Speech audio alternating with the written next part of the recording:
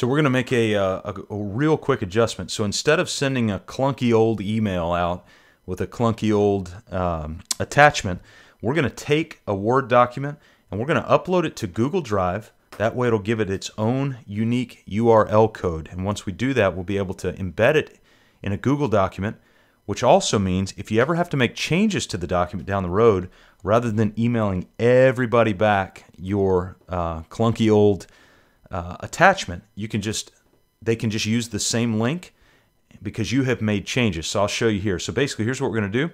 We're going to take the Word document and we're literally just going to drop it right in to your Google Drive. And once it's there, wait for just a second. It'll upload. And you'll see these icons right here. All of a sudden, that one turned to a W. That's a Word document. Now, what's important to remember about a Word document is when you open it, it opens as an uneditable Word document. So I go here, hit delete, and nothing happens.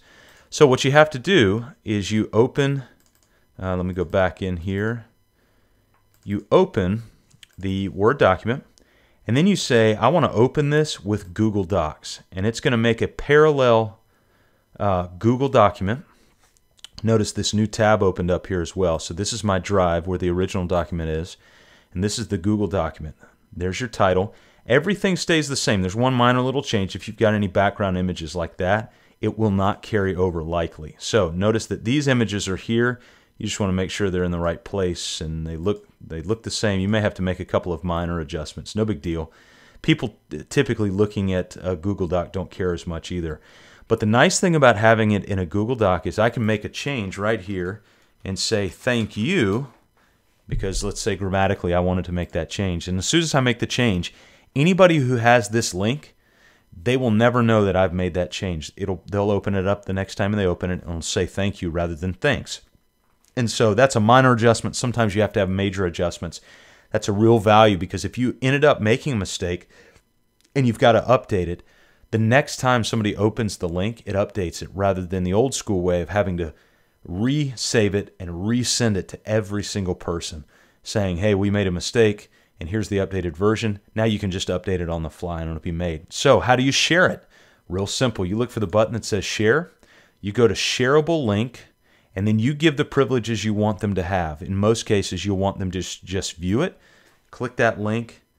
You'll right-click, copy, and then that's the link you send out. Now, if you want to get real fancy, you'll go to your email client, open up an email box here, and you'll type in who you want to send it to, what the subject will be here, and then you'll say, hey, thanks for your business. We are growing at an incredible rate, and read all about it right here.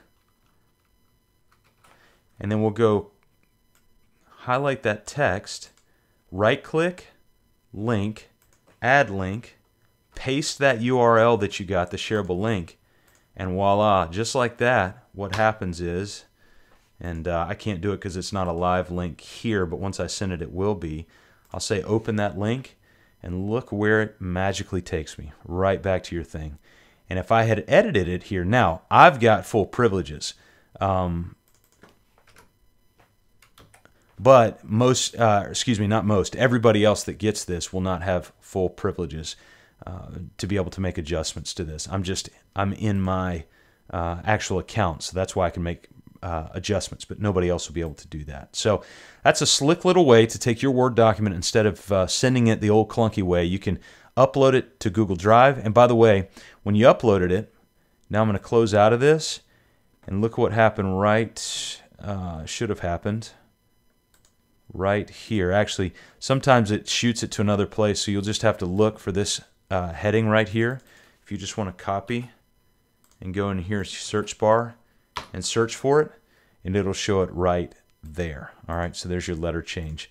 And then you move it into the appropriate folder by just dragging, theoretically, dragging and dropping it. If not, then you can just right-click, click Move To, and find whatever folder you want to move it to. All right, hope that helps.